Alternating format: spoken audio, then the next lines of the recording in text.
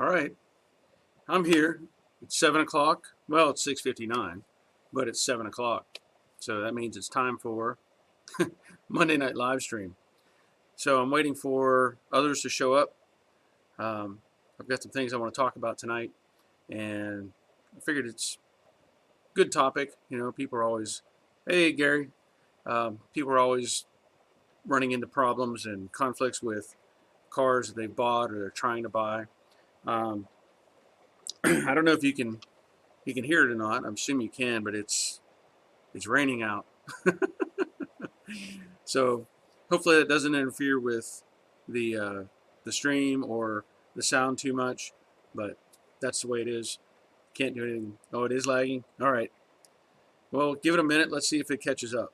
Um, I know the weather doesn't help, but thank you for mentioning that, Dion. Hey, Danny. Thank you. So let's see if it clears up a little bit. I don't know. I know it's just the rain doesn't help, and being on yeah, maybe. I don't know if I have time to do a GTO Pontiac. Um, but the rain doesn't seem to help. With I'm working on Wi-Fi off of my house, and so anyway, just let me know if is it straightening out. Is it worth continuing? Let me know, because I don't know. I can't see. All I see is what's on my camera on my laptop. So coffee tonight, fresh and hot. Okay, so it is showing. Let me see if I can. Hey, Steve. Hey, Leonard. Hey, Mike. Let me see if I can change any of this. No, probably not. Hey, Resto. Is it still lagging? Is it looking all twitchy? Like, let's see, Danny. You're in Sydney, Australia. I'm rebooting a '68 Mustang convertible. I'll be sending you a video and photos. Cool. All right. Thanks, Big John. Appreciate it. Hey, James. Starting to gather a crowd. We've got 23 viewers showing up right now. I know on the little screen, if you look up in the top corner, top corner right there, I have a little scroll counter of who's on and, getting, or how many people are watching. So, Mr. Fireman, hey, man. Glad you're here. Getting a lot better. Good. Yeah, I don't know what it is. If it's, I'm not tech savvy. I can weld just about anything together, but get me to figure out, hey, Thomas, trying to figure out electronic stuff, internet stuff, ain't not that good at it. So I don't know if, the rain really affects it. I don't know. But it is raining, as I said. I can hear it. I don't know if you can hear it. Dion, you did the body swap? Yeah, I did that. I did the 68 GMC on a 2006 Chevy 2500 HD. I called it Frankentruck HD. So yeah, I did that. James, 68 Mustang trunk quarter fixed. Hey, oh, Donnie, you're here. Cool. Let's see. Hey, Robert. Let's see, James, 68 Mustang trunk quarter fixed. Leonard, yep. Leonard saying hi. Was that one we talked about? I'm trying to remember. 68 Mustang trunk quarter fixed. Okay. Well, here's what I wanted to talk about tonight. I know that everybody has, wants to buy a used car. Hey, Brian, buy a used Mustang or, whatever it is, Chevy Camaro, whatever it is. Okay, James. I'm working on it, Gary. I'm working on the TIG welder, but I'm getting there. So James, I'm assuming you're saying you got it fixed. Oh, you're talking about the 68 Fastback, right? No, I get it. I was close, right? The 68 Fastback that had the transition problem. You figured it out. I'm assuming that's what you meant. Good. That's good to hear. Hey, Bill. But anyway, what I was getting at, people they go looking for a car, or they thanks, Bob. They want to find a car that they can get a good deal on, and there's plenty of cars out there, but there's a lot of shady people out there as well. I know I myself have been, like if you go back to the 68 Camaro that I did, I talked about that I think last week or the week before, all the problems that car had that I ended up cutting it apart, redoing everything and fixing it up, and correcting all the mistakes that somebody else had made. Well, the average person, they don't want to have to deal with that. They don't want to get caught up in that. So coffee. What brought me to this point of bringing this up was I had I'm assuming a young man. I don't know how old he was.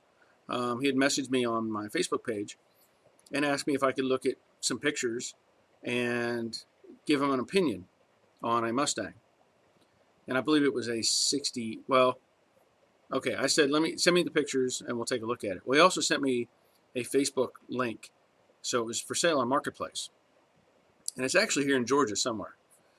But he sent me these pictures, and I thought, well, from what I can see, it doesn't look too bad. Well, then I got the Facebook link, and I saw the guy's ad, and he advertised it as a 65 Mustang with a 289 automatic, and said that hey Rick, still lots of video lag? I'm sorry. I don't know what else to do. I can't make it any better. Hey Dion. I'm hoping this works. Sorry. All right, Nick, we'll talk. But hey, King Custom. Anyway, so I looked at these pictures, and then hey Diane, I was concerned, and then I looked at the Facebook Marketplace ad, and the guy was trying to sell it. Like I said, it's 289, 65. Hey Dave. Yep. New hats. Good. At least the audio is good. Yeah, I know it was me. Anyway, so 65, right? And all right, Steve. Well, we're just gonna have to deal with it as audio, I guess. I mean, I can see your reports on the right. I don't know what else to do. So 65, 289, and it tells in the ad that the car is in primer, ready for paint, needs floor pans, and the engine has been rebuilt, and the price was something like $3,000. So I looked at the pictures. The guy said everything else is rust-free on this car and solid, and that wasn't the case at all. I zoomed in on the pictures and I looked at it, and the floor pans were gone. I mean, there was just fragments of floor pan left, and it was pretty obvious. I looked at the pictures of the engine bay because the engine wasn't in the car, and you could see where the cowl had goop piled up above the master cylinder. So that told me right off that it needed a cowl at least. And then the core support was bent. The left apron, it was bent where it had been in a wreck. It had all kinds of problems on this car. And this guy's trying to pass it off as, you can just, it's ready to paint. I mean, the primer it looked like it had been primed and then parked outside for a year. It had like the black texturing on the primer, with the mildew looking. It was terrible. But here's somebody trying to pass off this car on some unsuspecting person. So I was glad I could at least give him my advice, and I'm pretty sure he just turned away from that car and decided this isn't for him. Let's see. Leonard, when I got my Torino, the whole left side needed to be replaced. What a learning curve. Yeah, I'm sure. That's a big quarter too. And door. That's a big heavy door. I know that. Anyway. Hey, Rain Man. Struggling with the video, but I think, again, it's because of the rain and whatnot. So, let's see. Bill 56. I ordered a new crate engine for my 56 Chevy, but it may be a year or more before I install it. What should I do to keep it in good condition? If you order a new engine, just keep it sealed up. It's not going to have any problems. If it's got plugs in it, intake manifold bolted on, everything's buttoned up and tight, it's fine. It's not going to matter. It only is when it's exposed to elements. Moisture can get into ports and different things, but if it's airtight, it's not a big deal. If you wanted to, you could squirt some Marvel Mistral oil in the cylinders. That would just help preserve it a little bit. But it's really, if it's a fresh engine, it's really not going to matter much. Now, before if you're going to install this thing yourself and everything, you're going to want to prime it with oil. I'm sure if they ran it, it's got oil in it, but you're going to want to prime it. They make a tool that you can put down in the where the oil distributor goes, and you can spin the oil pump, and it'll pump oil all through the engine. Otherwise, just keep it airtight. You'll be fine. And before you even, when you go to fire it up, you can still shoot some Marvel in it. You could cycle it through just to make sure, but I've never had an issue with an engine that was airtight and sitting. I don't think I know it won't hurt it. Rainman, in the process of stripping my 68 fastback. Cool. That's a lot of work. King Custom, I only have 8 scrubbers. Okay. I'm not sure where I lost on that one. Okay. Hey, Joe. Yeah, Bill. I mean, I've had engines that have sat longer, like 10 years. And as long as it's not been exposed to bad weather, or humidity, or sat outside, they're fine. Just keep it airtight. You're good to go. 8 scrubbers. What are you saying, King? 8 scrubbers. Oh well. I don't know where that's going, but I don't know if you all remember. Hey, Cecil. Last week I talked with James.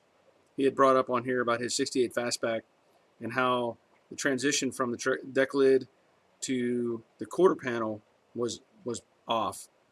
So we communicated on that, and off here obviously, and he mentioned that earlier that he got it straightened out. So that's good to know. That's awesome. Scribbles. 8 scribbles. Hey, Andy. Great. Oh, I'm glad you liked that video. That was a pretty good video, I think. I liked it. I liked the little motion laps I did when I was installing them. I got to do more of that. That was fun.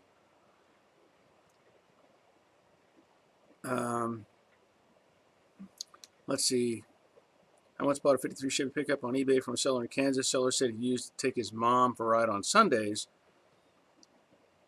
When I got the truck, it became obvious he didn't like his mom much. Well, was he? I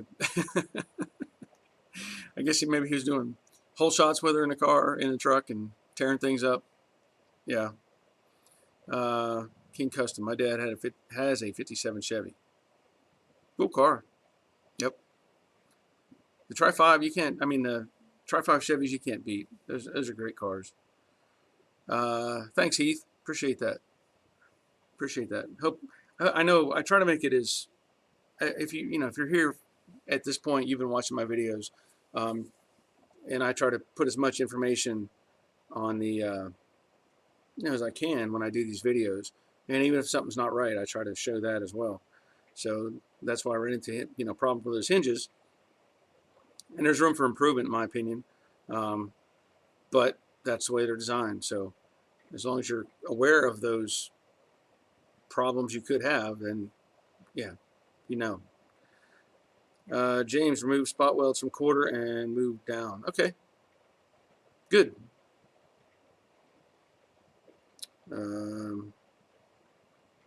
Yep. But even like I think I mentioned before, when we had the body shop, a gentleman brought us it was a 60, I want to say a 67 or 68 convertible. Pretty sure it was 68. Anyway, the man that bought the car, it was all pretty, it looked nice, shiny in the right spots. And he brought it to us, and he said he wanted to make sure everything was right on this car. He thought it needed like a fresh paint job. And so we rolled the car in, and I wanted to look at it and see what condition it was in. Well, I noticed as soon as I rolled it in the garage, in the shop, the cowl vents were gone. And somebody had, I think he just filled them with Bondo, like covered them up with Bondo. It was pretty obvious that something wasn't right there. And this car, I know with after you can add on aftermarket AC, and it's don't need the vents anymore, or they may be blocked off with the AC unit. But I think somebody was hiding something. And so anyway, I put the car on the lift. Now it's a convertible, right? Convertible has an inner, middle, and outer rocker. So these things are pretty solid, pretty tough.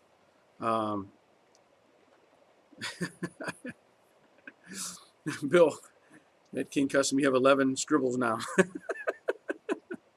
I don't know if Bill's trying to say subscribers. Maybe he's trying to say subscribers. He's got scrubbers and scribbles. So I'm going to guess subscribers. Hey, Nathan. Glad you're here. Got to get a hold. Okay, yeah, Leonard, get a hold of Autocrafters and get the hinge pin kits for both doors. Yeah, but this Mustang, we put it up on the lift, and I lifted it just like I lift any other Mustang. I put the, the posts, the pads underneath the pinch weld for the rocker panels, and I started lifting that car. No, Nate, I just got these today. I ordered these hats a couple weeks ago, and they just showed up today. But yeah, there's some info on getting these hats or selling these hats. I can get to that in a little bit. Anyway, so we lifted up his Mustang, and I noticed right away that the door gap went like that. I mean, it was good door gap until I lifted it, and then it went like that. And I lifted it up, and I thought, well, that doesn't look right. And I didn't lift it very high. I didn't even have the wheels off the ground. And I grabbed the door handle, and I pulled on it a little bit, and I was like, oh, this door isn't opening. The only thing holding that car together, I did get under it. I got, crawled underneath it with a light, and noticed that I think that the torque box, in front of the frame rail, all that area there was gone. I mean, like the inner rocker was gone.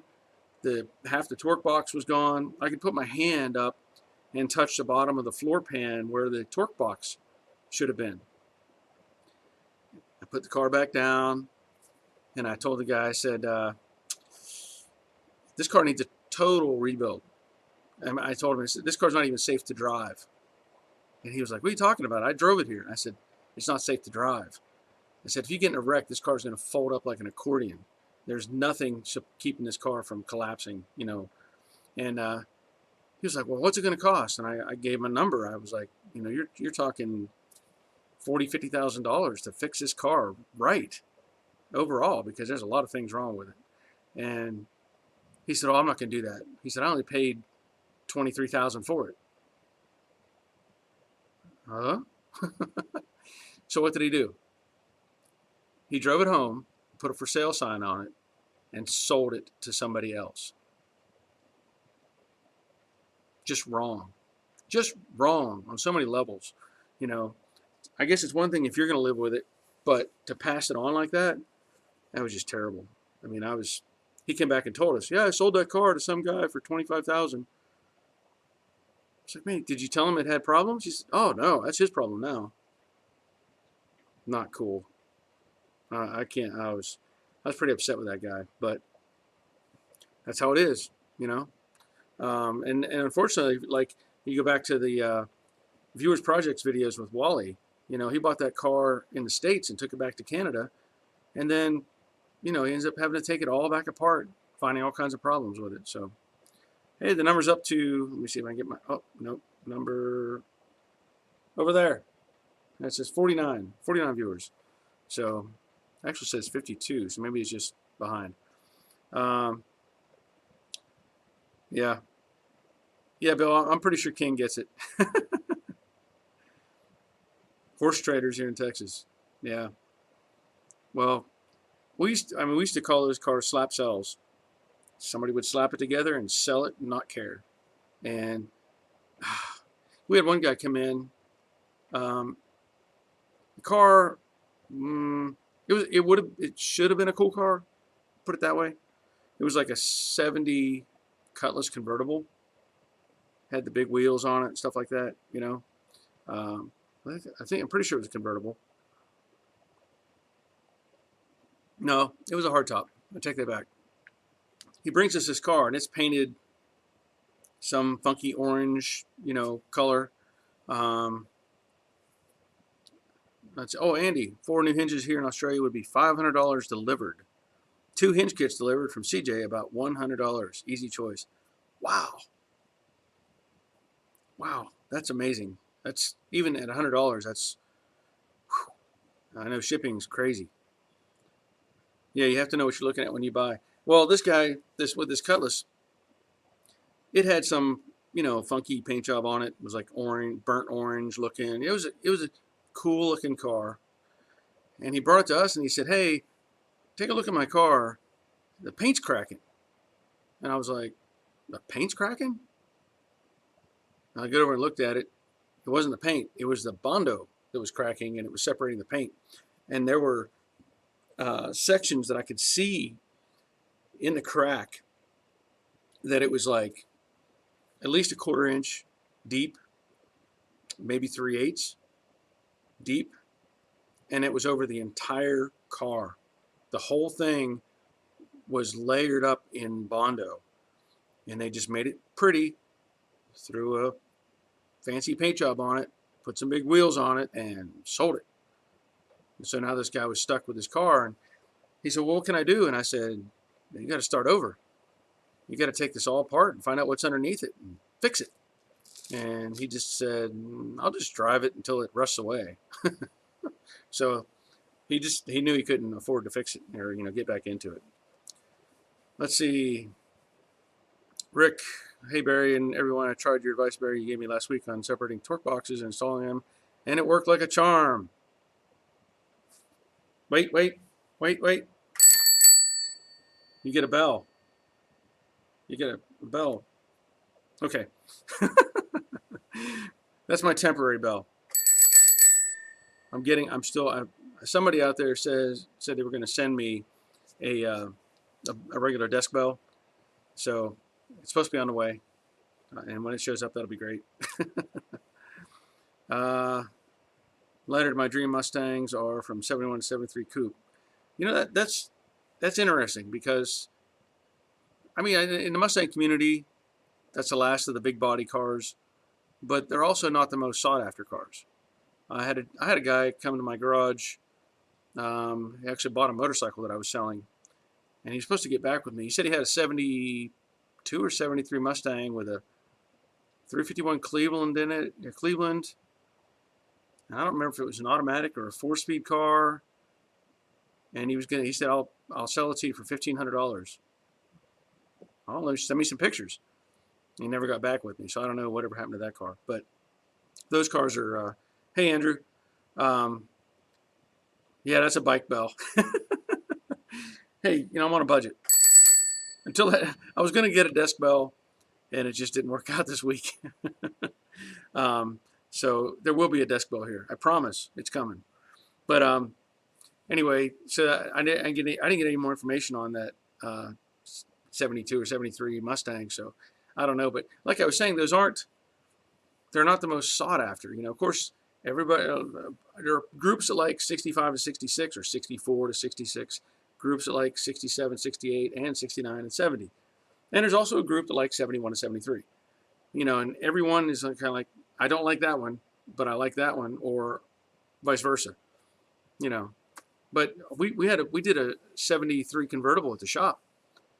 We didn't actually. I'll take that back. We did some touch-up work on it. We put wheels on it and we striped it. It was a beautiful car. It was kind of like the butternut yellow, whatever. We put the black stripes on it. Some nice Magnum 500 style wheels. Improved looks of that car 100%. So They can be pretty cool. Um, any streamers on the handlebars? No. You know what? I'll show you what I did. This I mounted the bell to a breaker bar extension and socket, because how else do you mount that little bell? So it's sitting here at my welding table, and I can I can reach over and hit it. Hey, innovation. It's what makes the world go around, right? Um, Rick, I got a chance to look at a '78 Mustang Cobra 2 for possibly buying. I know they aren't the most popular of our ponies, but I always had a soft spot for the fastbacks. Yeah, you know, like, and there's another bracket of people that like the little Mustangs. You know, I had a friend in high school. He had a Cobra 2 or whatever, and I think it was somebody had built the thing. Had a 302 in it. It was an automatic. It was white. It had blue accents on it. That car would scoot. I mean, it was fun to drive. It was like having a V8 powered Pinto. But you know, hey, that's just the way it is. Let's see. Hey Barry, thanks for sharing all this knowledge with us. Did I hear you correctly? You have a second YouTube channel? Yes, I do have a second YouTube channel, and it's called Joe Daddy's Workshop. And that channel is it's like everything not car related. You know, I did some surveys on Facebook in different formats and said, hey, do you want to keep me, you know, should I keep this channel just car, you know, stuff, or should I throw in some other stuff that I do? And so everybody was like, just the biggest percentage was just keep it on the cars. So I created Joe Daddy's Workshop to do other things, like work on lawnmowers, build stuff out of wood. I built, you know, did a picture frame. I did some reviews on some products. I recently uploaded 2 videos on the Vulcan 165 welder. So I showed it uncrating it in one video, and then the second video I assembled it, hooked everything up, and started welding with it. So if you want to check out that channel as well, it's Joe Daddy's Workshop, and I think I have 910 subscribers, subscribers on that channel, which is good. But I started that channel January of last year, and so anyway, you can check that out and see if it interests you. Probably my 2 popular videos on that channel is one I did a review on my zero-turn mower, and then I did a threshold, replaced the door threshold in my garage. Those 2 videos got tons of views. People love that stuff. So anyway, you can check it out. Let's see. Yeah, you're right, Leonard. The body lines definitely do make them stand out. Dan, Harbor Freight will be selling ratchet belts next week. I started it, my thing. I get credit for that. Turning the socket, you can have it set up where. Anyway, let's see. Yeah, Ricky had a Pinto back in the day. Yeah, we had a bunch of Pintos at the junkyard. Pinto wagons. What was the Mercury? They had a Mercury version. Bobcat, I think is right. I actually drove a Bobcat station wagon that was yellow with wood grain on the side, and that had a V6. That car would run. Let's see. Rick, great video with the TIG welder. Thanks, man. Appreciate it. Trying to share information out there. Thanks, Faraway. Pinto station wagon. Yep. Yeah, we had several of those. I mean, in fact, the first car that I needed to drive, or learn to drive on, let's say, because we lived out in the country, and we would buy milk from the farm that was about 2 miles away. And I used to ride my bike to get 2 gallons of milk like twice a week. We drank so much milk. And finally, I said to my dad, I said, why can't I just drive? And so I think I was 13. And he said, well, you can drive that Pinto. So I learned how to drive in a 74 Pinto wagon with a 4-speed and drove it over to the dairy farm and got milk and drove it back. RM. Hey Barry, no need to answer now. Where do we send a video of my build? I'll be a walk around and some before and during build. Okay. Yeah, just send me an email, rm, jdaddy'sgarage@gmail.com. Send me an email, and we can communicate there, and that'll just make it easier. Just tag it, viewer video or something like that. Hey, Cecil, yeah, get out there and get something done on that thing. That's good. Robert Adams, check out This Old Tony for some simple TIG stuff and well-made videos and funny. Okay. King, you're back. Good. Yep, Bobcat. Thanks, Dave. Capri, yeah, the Mercury Capri, but that was with the Mustang. That was a clone of the Mustang. The Bobcat was with the Pinto. Those two are the same. And then, because I had a Capri too. I had a 83 Capri 6-cylinder. I think I had a 6-cylinder in it, automatic. I drove that for about a year and a half. Yeah, Donnie, socket bell mount, necessity. Yeah. Let's see. Mark Cooper, just tune in, was working on Rusty in the garage. Yep. Yep. Every one of them is a Rusty. Yeah, bicycle air horn. There you go. You know what? It's funny you mentioned that. I probably have one. Sitting on the shelf behind the computer somewhere. I got all kinds of junk in here. King Custom and channels about cars too. Yeah, cool. Mark Cooper, 66 Fastback. Heath, 68 Mustang. You had a Gremlin? I know they were a pain, but they were still cool cars. The Gremlin, the Hornet, of course the Javelin, all the AMC stuff. They were still cool in their own way. But yeah.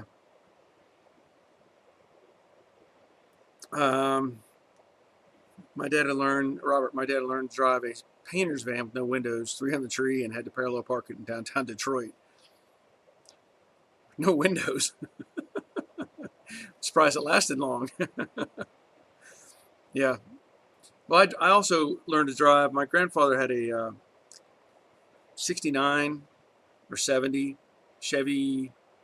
I think it was a long bed stepside, red, 6-cylinder, 3 on the tree, 3-speed on the column. And I learned to drive manual. I learned to drive that truck. But what was weird about that truck is you couldn't go first straight to second. You would get stuck in between. So I had to learn. You went first, and you went up just almost touching reverse, and then you could come down and go hit second. So it was the mechanism in the steering column was messed up. So you just couldn't do it. You had to go kind of touch reverse, second, third, but you could downshift fine. But going up gears, it was interesting. Let's see. Bob Shoemaker had 73 Capri V6 fast sporty car. Yeah. I mean, it's a Pinto. I mean, well, the Mustang Capri. Well, actually, the Capri in that time period, that was a whole different Capri. Because that Capri was more a European Capri, if I remember correctly. It was a car they built or designed in Europe rather than the U.S. So it had kind of a longer nose, and because we had a couple of those in my dad's junkyard. I remember those cars. Those are pretty cool. So yeah, they'll get up and go. Let's see. Yeah, with ladders on it. Probably wouldn't do that much today. You wouldn't have those ladders long. Donnie, I feel like the old man out. I got 2 rigs with Mustang engines, a 90 GT and a Trans, and a 13 Coyote and 630, but no Mustangs. You still have time. Go buy one. Rain Man, I have a Gremlin gas cap on the garage wall. Well, that's probably all you need. Yep. Oh, German built. The Capri, okay, so it was German built? Well, I know it was Europe. I didn't know who, but I figured it had to be a Ford subsidiary, obviously, or some sort of connection in that manner. But yeah, they were cool little cars. Leonard learned to drive in a 49 Dodge with the floor starter button. Yep. You know, one of the interesting cars that I drove, my dad had bought, was a '53 Chrysler Windsor Deluxe, and it had an automatic manual transmission. Really weird. It had a 3-speed on a column, but it had a clutch, but you only used it to pull out in first gear. So once you got the car rolling, you would accelerate, don't touch anything, let off the gas, it would shift to second on its own, hit the gas, let off the gas, it would shift to third on its own. And then if you pulled up to a stop sign and stopped, you didn't have to touch anything but the brake. It would reset back to first. You didn't have to use the clutch anymore. You'd give it gas and it would pull off and drive like an automatic. It was really weird.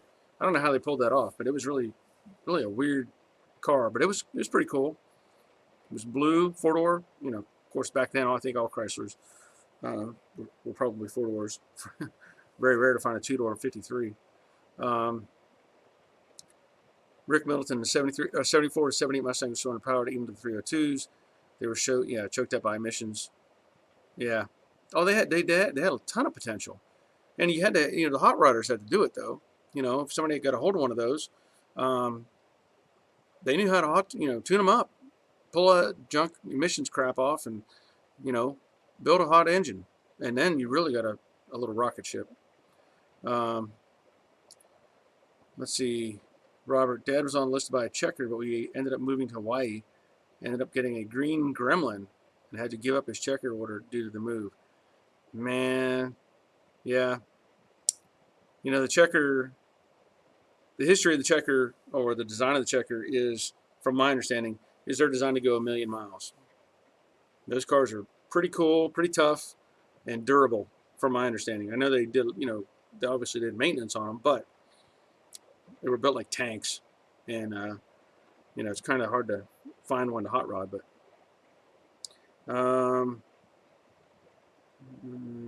Ricky, any pointers for doing it? Probably lost you in the conversation somewhere there, Ricky. Let me see if I can go back and see something.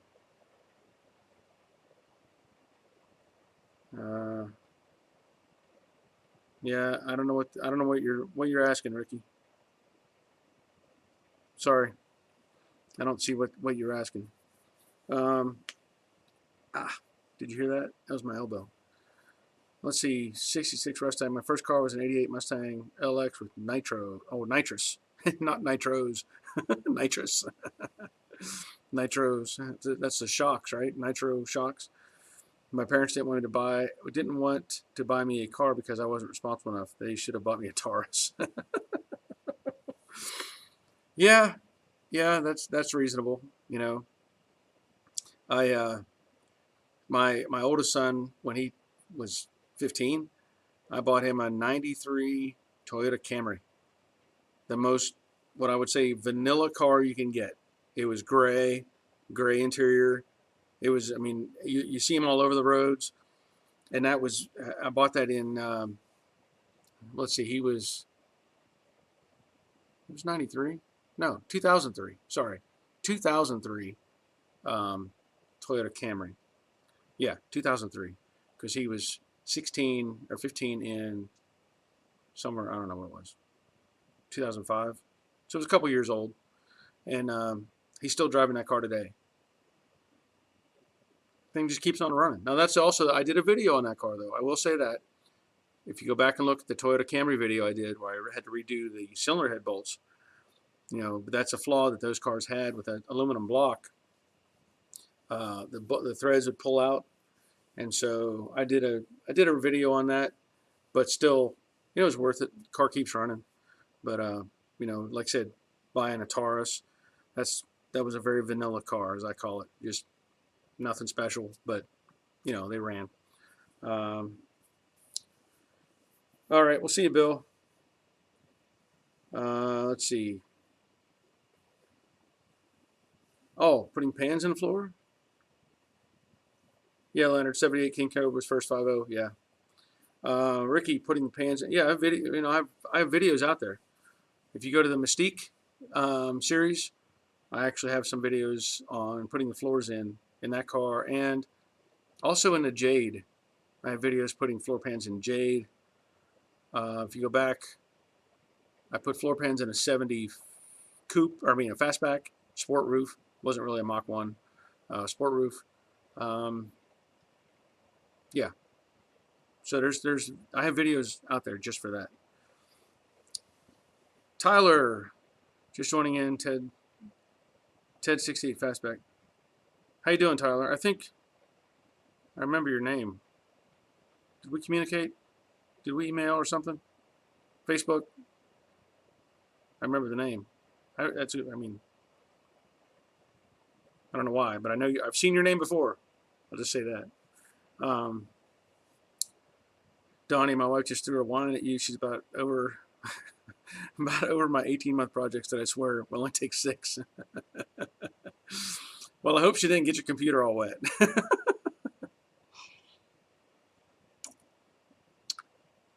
That's getting cold. I don't care. I was in the Army. I can drink just about any coffee, even a little chewy. Um, Neil B, got to say it's one of my adult fantasies to have grown up in a junkyard. Do you miss it? I do. I miss it all the time. Um, although I will say, let me reset my stool here. I will say, it at the time period growing up in a junkyard, it was probably not. How can I word it? I'll just say we were kind of looked down upon in the grand scheme of things, because it wasn't looked at as a profession or a business so much as somebody's hobby that went crazy, which is kind of what it really was. But it was huge. I mean, we had over 1,000 cars in the junkyard, but we had plenty of people wanting to come buy parts. But as a general rule, I don't know why. People kind of, the way I viewed it, people kind of looked down on us a little bit, like we weren't as good as them or whatever. So that's their loss, because the friends that I had and stuff like that came to the junkyard. We always had a great time, played around, drove cars, 4-wheelers, 3-wheelers, built things. So, but yeah, I miss it all the time. I mean, I can't tell you. I still have. I can still probably pull up probably 75% of the cars that I grew up around. I could still walk through the junkyard and point to where they sat, because we used to use references. Me and my brother, we'd say, "Oh, it's by that '56 Studebaker with the pink and the pink and black, whatever whatever color it was, um, or it's up by that old Ford bus that's missing the blah blah blah, or it's by the fire truck, or you know." So growing up around that stuff, I really do wish I could have a big junkyard, but that's not going to happen. My wife would kill me. um, yeah, let's see. Oh, okay, that's I knew. See, I knew I recognized that name, so that's cool. Yeah.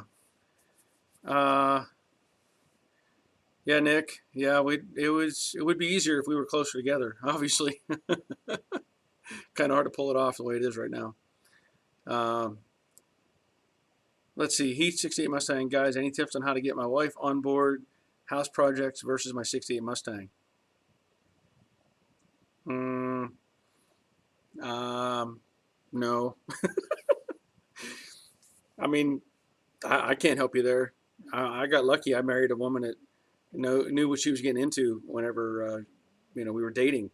Now, I was racing stock cars. She used to come with me to the track and watch me race, and um, drove an old '72 Chevy 4x4, and she knew what she was getting into. And so I'm very lucky in that situation. She's put up with me all these years, and that's not going to change.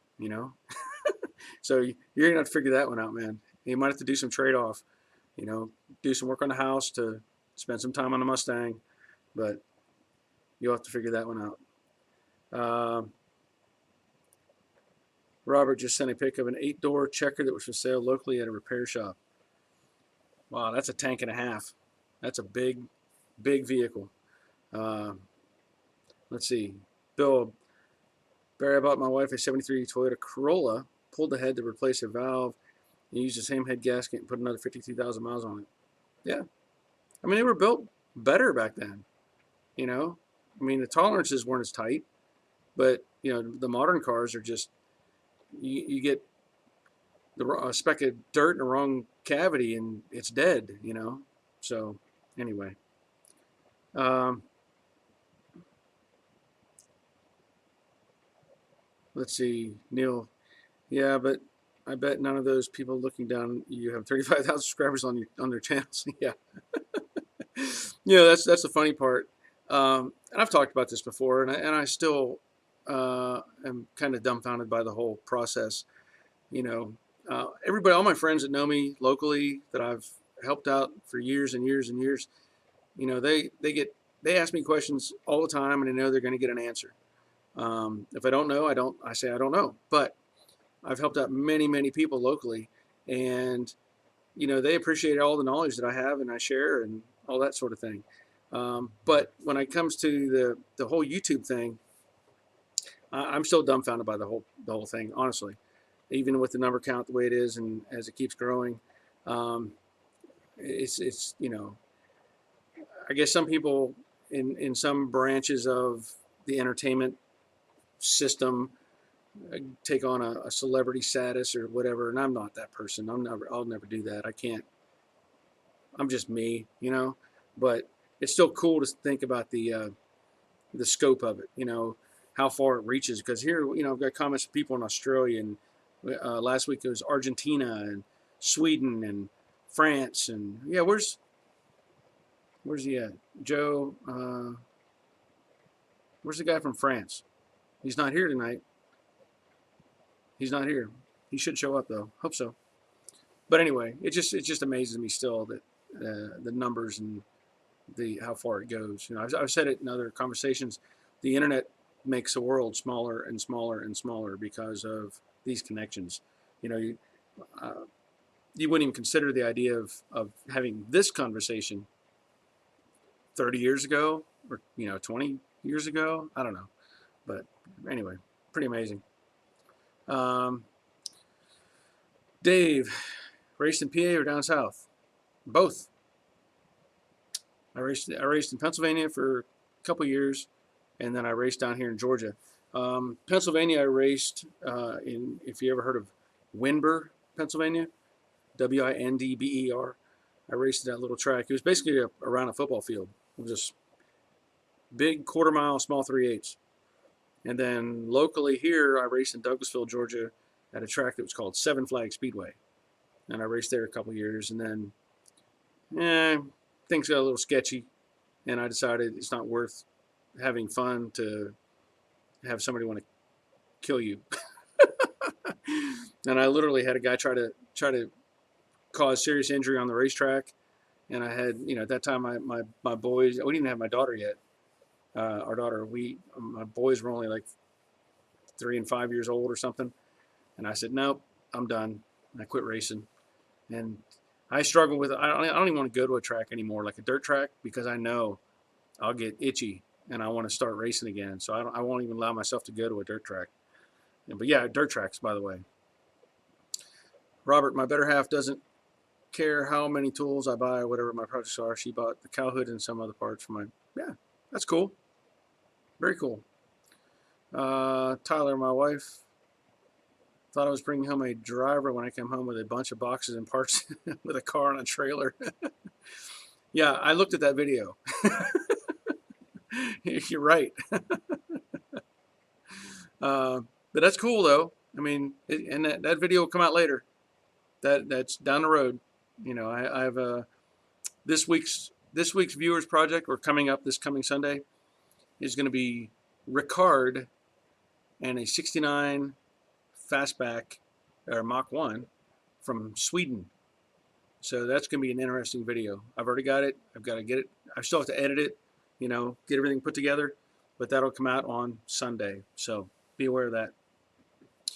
Leonard, I've got to send you pictures of the roof on the Torino. It's got the patterns from the inner roof braces, and I can't figure out how to get them out.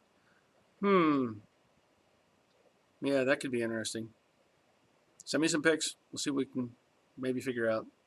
Bob, my first Mustang 66 GT 2+2 turned out to be flood car, tons of sand under carpet and gas tank pad. Yep.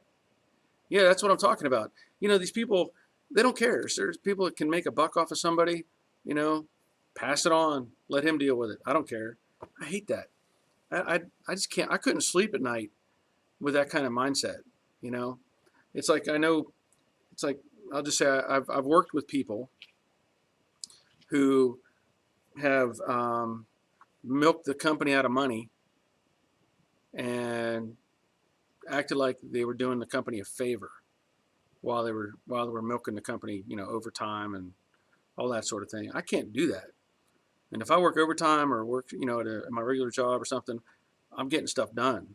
And I just can't sleep at night. I'm too honest, they say. Well, but I sleep.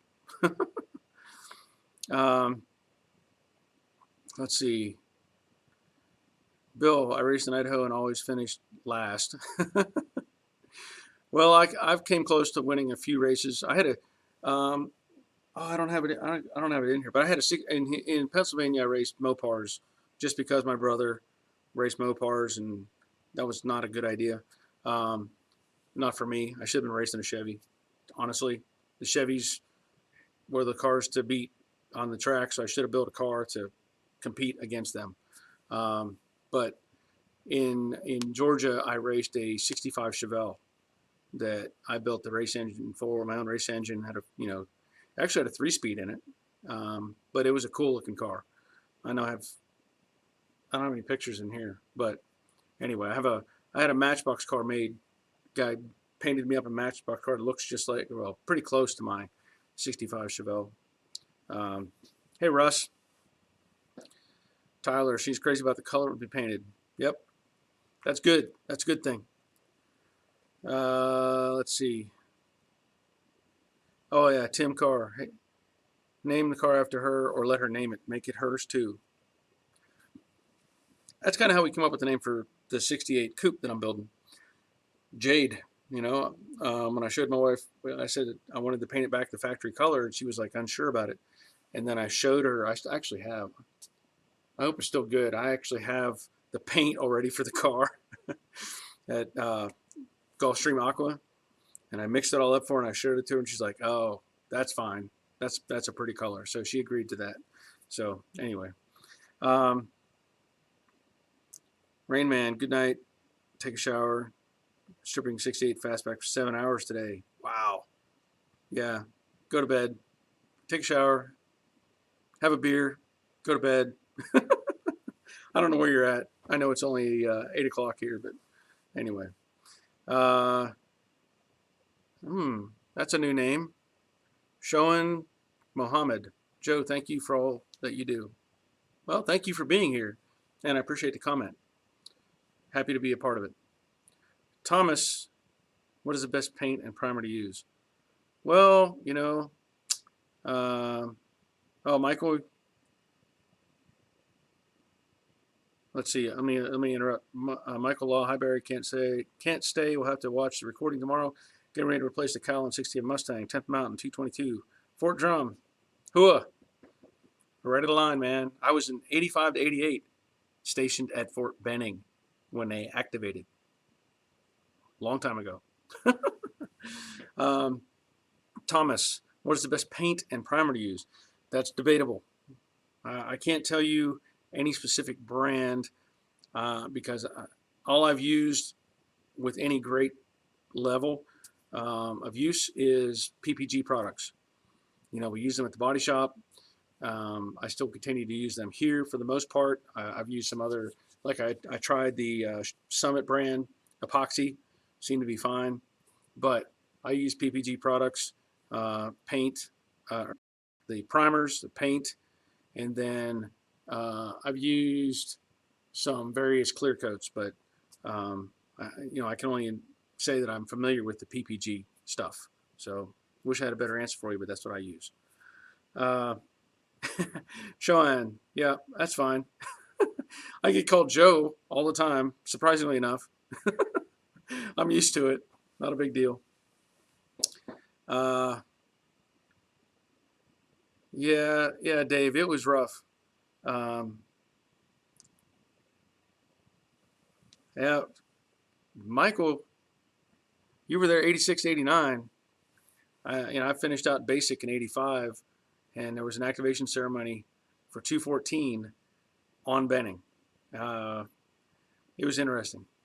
We had a big ceremony down there, and because nobody was, we were all supposed to be at Fort Drum, but they didn't have it ready. So the first batch of us, full infantry, 214 and 314, we were stationed down at Fort Benning. So that was interesting. See you, Michael. Uh, Rainman, North Carolina. Mm, oh, okay. Yeah. So it's still 8 o'clock, probably where you're at. But yeah, you can still take a shower and let's see. Planning, Tyler, planning use. I'm guessing that's PPG, not PPL. Mid grade single stage urethane. Yeah, I've not used single stage. Not. I mean, I've always done base clear. Um, I'm always happy with PPG products. I haven't had any issues with their stuff. So, and we did. No, I take that back. We might have sprayed some of that or something similar. I talked about it before, where we sprayed a paint that's like designed for semi trucks, so it's a little more durable to like road debris and junk, hitting it. But I think it might have been a single stage. I know it was a single stage. It wasn't base clear, but it went on pretty well. But I I can't honestly say whether I'd recommend it or not. I don't know. That's the way it is. Heath, I raced I'm sure you meant enduros in New Hampshire. Yeah, my brother and my dad did enduro racing.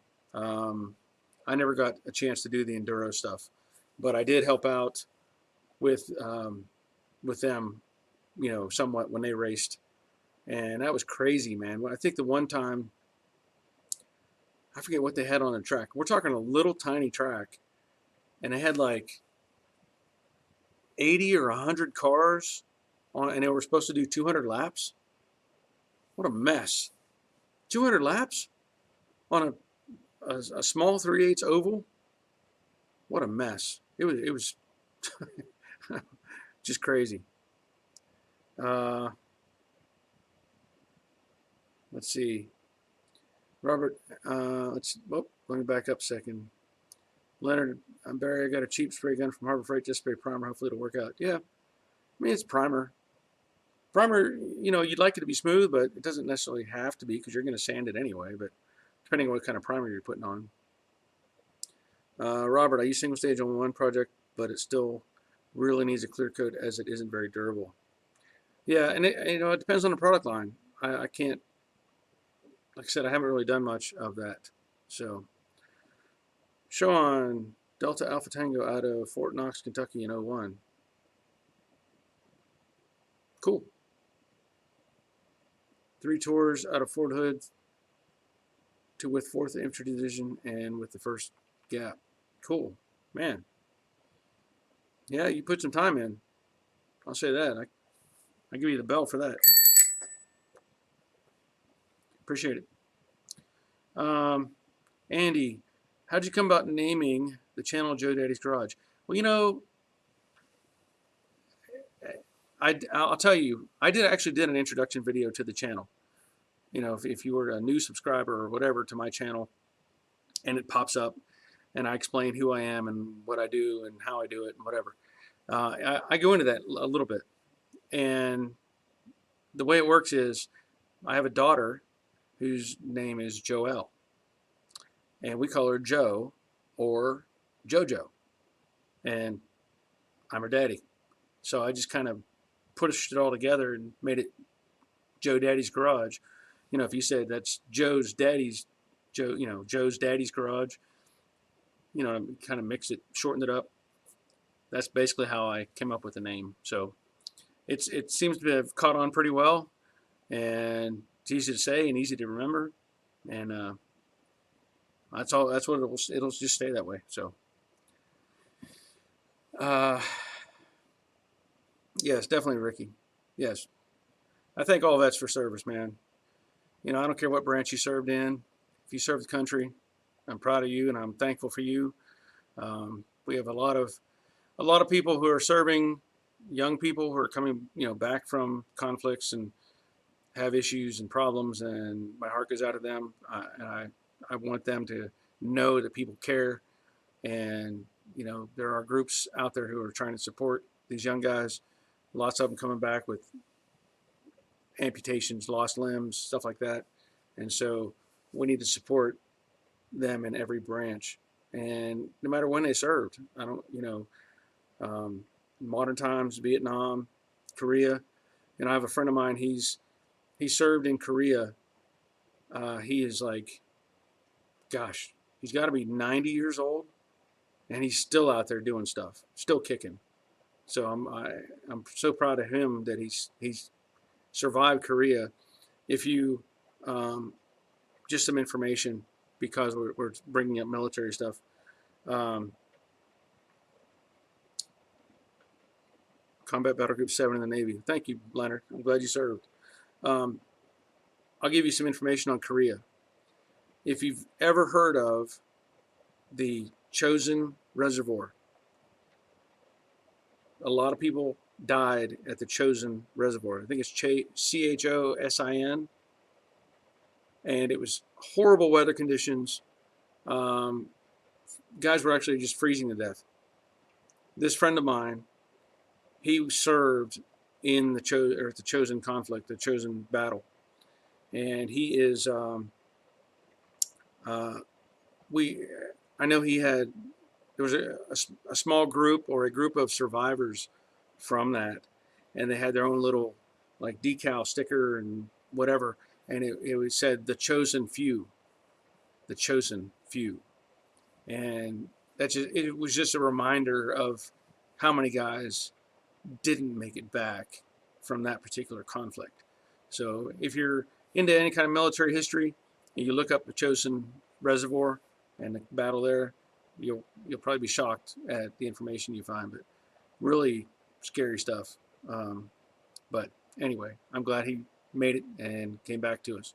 So, um, as I continued on with this conversation of cars, shady deals and stuff like that, there's it's a shame that people do that. Um, even now, I've talked about it. Somebody else sending me pictures and stuff like that, and finding problems with cars. But it's unfortunate. I know I've had people ask me before to do like a walk around video of cars like Mustangs and what to look for. I wouldn't mind doing that, but I think if you've seen the bulk of my videos and repair processes, it kind of gives you that idea of what you can or should look for. Obviously the cowl is the number one problem. Then the floors, torque boxes, forward frame rail, right side, possibly the rear frame rails. But in the case of, let's say, Wally, who did the he did the viewers project video 3 weeks ago, 4 weeks ago. He he bought what he thought was a decent car, but somebody did a really good job of hiding all the junk. And even with the knowledge of knowing where to find the problems, an artist can hide all that stuff. So it's really hard to narrow it down. Hey, Dr. Ozzy, I'm good. I'm actually pretty good. Oh, since I'm looking at myself on the camera, I got some hats made. I'll just bring this up because I didn't get a lot made because I wasn't sure how they were going to turn out. I knew, this script is my script. It matches. I got to look at it backwards. It matches that, and so I had some hats made, and I also had them made in black. Let's see if I can do that. I tried to make some with the red logo like that. I just didn't like it. I just didn't like the way it looked, and so I just had them made up with, the regular script, and there are two different colors up here. This is like a white, and this is more of a gray or silver color. So um, if you're interested, I put these on my Facebook page, and I've already had people make some comments. I only had 20 made because I did, like I said, I had to make so many and whatever. So I made 5 in green. Why green? I like green. And I actually have people responded already. They want the green ones. And then I had 15 made in black. Well, I'm going to keep a green one and I'm going to keep a black one. So narrow it down. I've got 4 green and 14 black for now. But what I'm going to do, I may do a giveaway on this, do a video on, do a giveaway of a black one. I may do that. And the rest I'm going to put up for sale. They're basically going to be, I think my numbers are correct, based on shipping, all that junk. I think $26 is where I'm at. And that's shipping in the continental US. Okay. This isn't shipping to Europe or whatever. We'd have to figure that out if you wanted one. Obviously, it's going to be more expensive. But continental US, $26 shipped. And if these sell and I get enough people interested, I'll make another batch, and I may do different colors. I don't know. I kind of like the black and the green. Just works for me. But if you're interested, you can email me, joedaddysgarage@gmail.com. I'm probably at this point only going to be set up with PayPal accounts. So if you're interested, we can do the PayPal stuff. And if we do PayPal, I ask you do it as sending to a friend. Otherwise, they charge fees and stuff, and then there's that makes it difficult. So anyway, I got hats. There's Leonard. I've got your T-shirts and patches. Yep, that's cool. That's another thing I should do. I haven't thought about that. Yeah, I think by patches you mean stickers. I wonder if I should just have some patches sewn up like the logo, like that. Maybe, I don't know. We'll see. At this point, I like the hats. I think they look nice and clean, and they suit my purposes. So cool, Leonard. Yeah, we'll communicate and get something sent out to you. Magnets. Now that's a good idea. I didn't think about magnets. I had pens made. I think I had some beer koozies made, or can koozies. You could use it for beer if you wanted. That'd be a good idea, Robert. I'll have to contact my the person who made the stickers for me. Let's see, Ricky. I want to win a hat. I got to have my pennies for my Chevy and mortgage. Hubby on 14th bladder and kidney cancers. Oh, wow. Okay, that's rough. 14th bladder. Wow, that's rough. I hope he continues to survive. That's wow. That's okay. Magnets you can afford. Yeah. Well, Ricky. I don't know if you follow me on Facebook or not. I have a Facebook page as well. Send me a message on Facebook, and we'll go from there. Yeah, just send me a message on Facebook if you're not already on there, or you can send me an email, joedaddysgarage@gmail.com. Yeah, 14th. Wow, that's amazing. That's amazing, honestly. It really is. Yeah, but I can talk to my provider for the stickers and see about getting magnets made. I thought about some other things. They actually started producing keychains. I don't know if keychains will be good or not. They seem kind of pricey to me because they were made of metal. They were not like rubber keychains. The one they were advertising were kind of like a CNC milled metal keychain. So I don't know if I want to do that. Good call, Dave. Appreciate you. Appreciate that.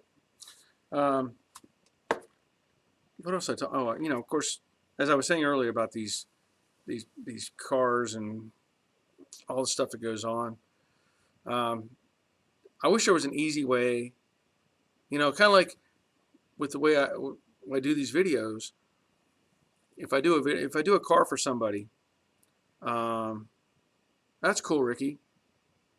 That's cool. I'm glad to hear that. Coffee mug, okay. I've thought about coffee mugs.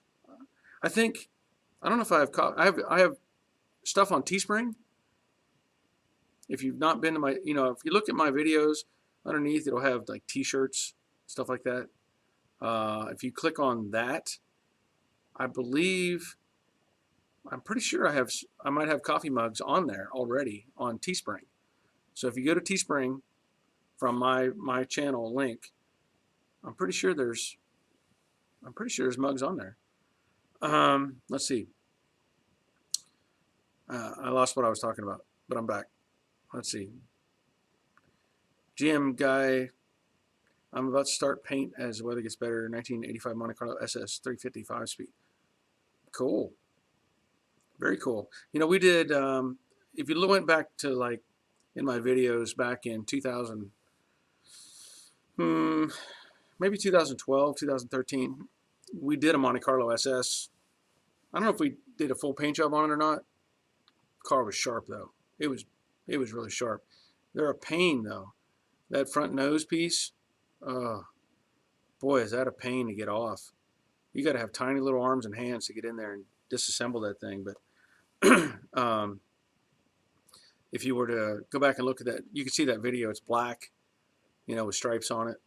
The SS, not an Aero Coupe, which is, as you know, really rare, but pretty cool looking car. So let's see. Yes, far away. Yes, you do. Oh, you lost me there. Marty Sims, I will check. Yeah, check on that Teespring site. I'm pretty sure. I feel like I have coffee mugs listed on there. Robert used to sell parts for the G bodies. Nathan, I had to step out for work. Anybody out there have the same stamp for when? Oh, the timestamp. I don't know what that time. Somebody's probably got it, but if you want me to go over it again, I can. But I'll sell these hats through PayPal. $26 shipped anywhere in the continental U.S. and black and green. So hope that helps. Robert, yep, mugs are on there. There you go. Teespring. Mugs are on Teespring. Let's see. Bob, any thoughts on the Shelby A-frame modification? Are you talking about the Shelby drop? I assume that's what you're talking about. The upper A arm. Actually, everything I've heard on that, if that's what you're asking, everything I've heard on that has been positive. So I haven't done it myself. It's not that hard. Just re-drilling holes in the right place. But if that's what you're talking about, I've heard nothing but good stuff about the Shelby drop, so I'd recommend it. Let's see. Leonard, I've got a friend who does restorations. He uses a roller magnet to check for filler, and it works. A roller magnet. I guess I would have to see what that means. A roller magnet. That doesn't ring a bell in my head. But I understand what, you're talking about a magnet for checking filler. They also have there's some sort of a gauge thing it's a magnet that you can put on top of the body panel, and it's supposed to measure magnetic field or resistance or whatever, and tells you how thick filler and paint is. So that may help as well, but I don't have one of those. Let's see. Tyler, does anyone have the locations to share? locations. Mill gauge. Yeah. Magnetic. Yeah, there you go. GM guy. Magnetic mill gauge. Yep. Ricky got to get up early for work. You too, Ricky. Glad you're here. Have a good night. Get some rest. Bob Shoemaker. Yep, that's it. Okay. Yep. I would recommend it. I mean, it doesn't really, it's not like you're cutting a car in half to do it. It's pretty simple modification, just a matter of getting everything out and then resetting it and putting it back together. Yeah, Shelby drop. Oh, oh, that's what you're asking. Shelby drop. Tyler, I'm saying Tyler, it's probably not your name, but you said you're using your son's account. Um, there's plenty of information out there. You can probably Google it. And really what you're doing is, I think the numbers, and don't quote me on this, but I know you're dropping the A-arm mount holes. It's like an inch and a quarter, maybe, somewhere in that low, just bringing them straight down. And it changes the angle of the upper arm. It's supposed to help with geometry and handling. But there's plenty of information that's out there. Oh, Leonard, it was in a game that was popular in the 60s. I might have missed that one. But I'll give you a bell for that. There you go. You got the bell.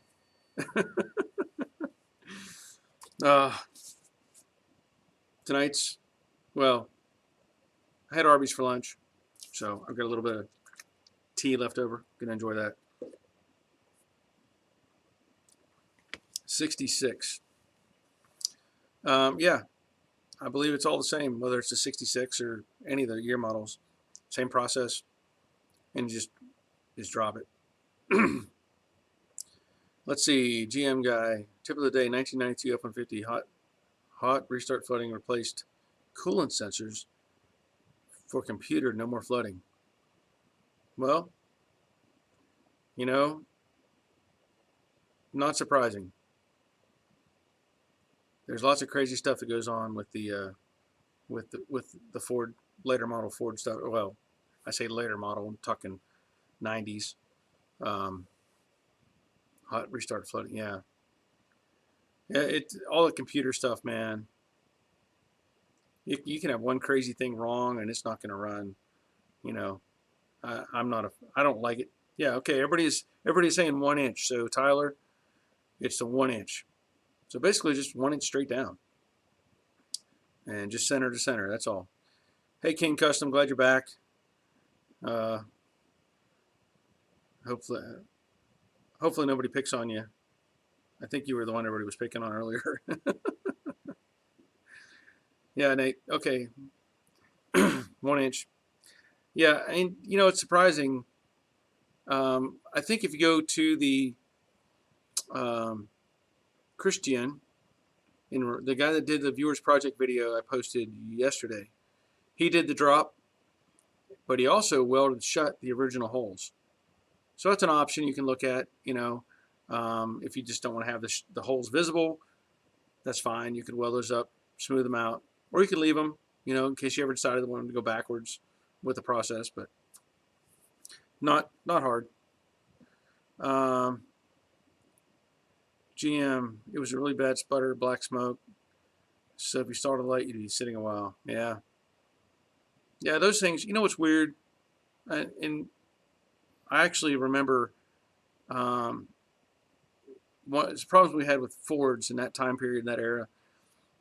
And if you go to, I think it's in the manual somewhere, it says do a wiggle test. Have you heard of that? Anybody heard of the wiggle test? Basically, Ford had so many problems with their computer controlled stuff that they wanted you to wiggle all of the connectors because they had corrosion problems and all, shorts, and they wanted you to wiggle the connectors to make sure they were making contact. That was part of their maintenance procedures, was doing a wiggle test. Okay, yeah, so Tyler, you found the templates. Mustang 360, okay, there you go. Okay. There was, got me thinking with this 92 Ford. I don't know what year, maybe you can remind me. I think in 95, 96, Ford come out with the Harley Davidson truck that had the supercharger on it. If you remember those, of course they were black and had the Harley logos and stuff on them. I think back on that truck. I did. We had that truck show up at our body shop in 2007. I think 2007. Um, let's see. Octagon just got off work. Started to listen in late. What are your thoughts on experience with Sherwin-Williams? Honestly, I haven't used Sherwin-Williams. I don't have an opinion. I've heard they're good. I have no doubt they're good, but I have not used them, so I'm sorry. I can't tell you one way or the other. Yeah, 90s Ford rally. Yeah, yeah. The Lightning truck. Yes, exactly. We had one of those.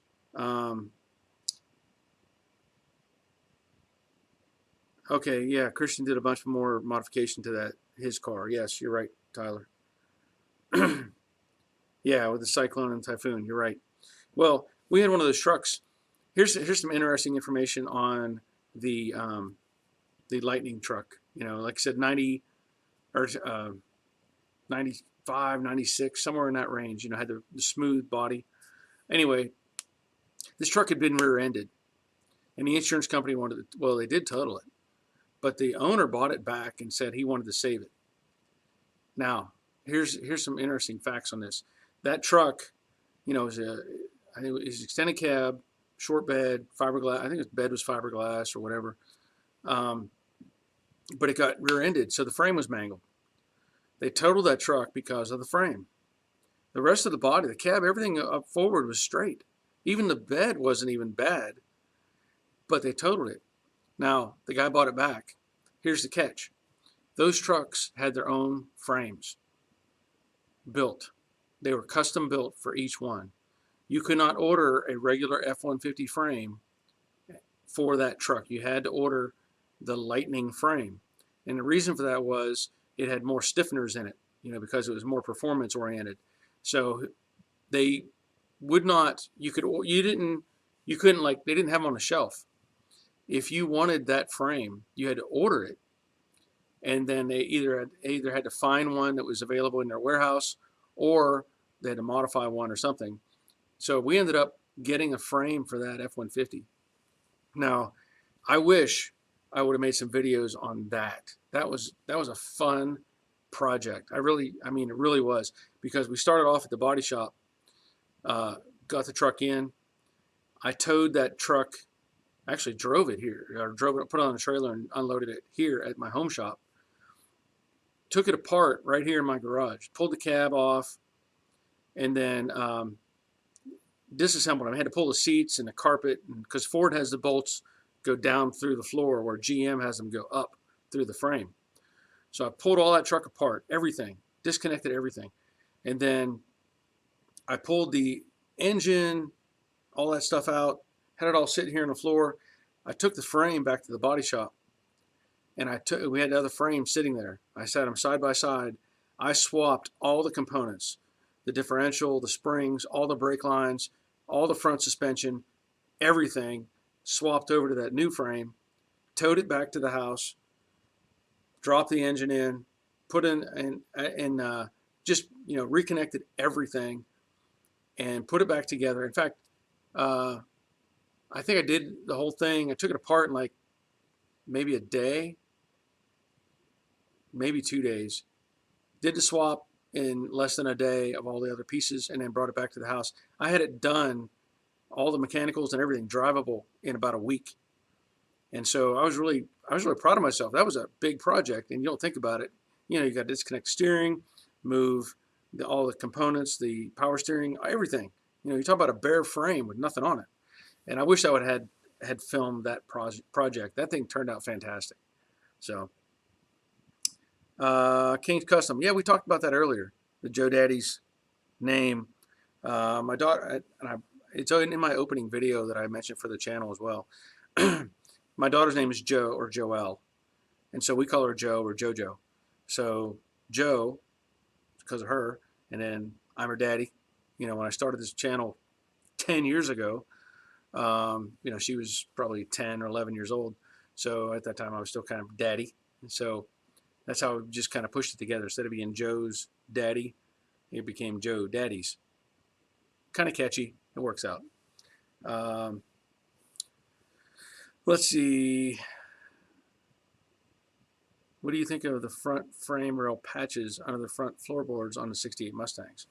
Front frame rail patches under the front floorboards on a 68 Mustang. Are you talking about the patches that they make? I think they sell patches now to rebuild the bottom half of the frame rail. I assume that's what you're talking about, which when I did the Jade Mustang, the frame rails were rotted off, or at least part of it was rotted away. And I welded in a piece on that just so I could get the floor support in and put it back together. But I think now, if you're asking what I think you're asking, they sell a patch for that. I don't have any issue with it. You know, it's better than replacing the whole frame rail. And you know, you need something to weld to. So if you weld the patch in nice and solid, and then the floor support goes over it, it's all solid. You know, so if that's what you're asking, I don't have a problem with it. I think it's a good thing. GM car guy, yeah, 97. Yeah, it was a 97. I knew it was close. I'll give you, wait. You get a bell for that, 97. King Custom, can you do a video tomorrow? I wish I could. You know, I mentioned in my last video, which was the hinge pin video, which I think it turned out pretty good. You know, everybody has suggested I get a press to knock out those pins, but let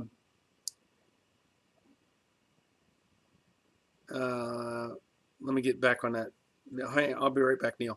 But the hinge pin video turned out really good, and I mentioned in that the next video that I plan to do was mocking up or installing the I Did It steering column. And I still want to do that. But the problem I have is I want that gasket.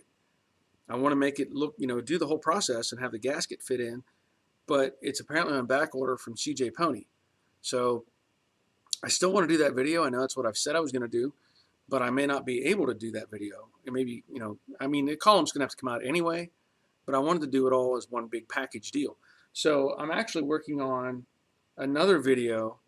When I did the hinge pin video, I mentioned that I had I showed the CJ Pony box, and I pulled out the bracket. Let me hang on just a sec. Let me get it.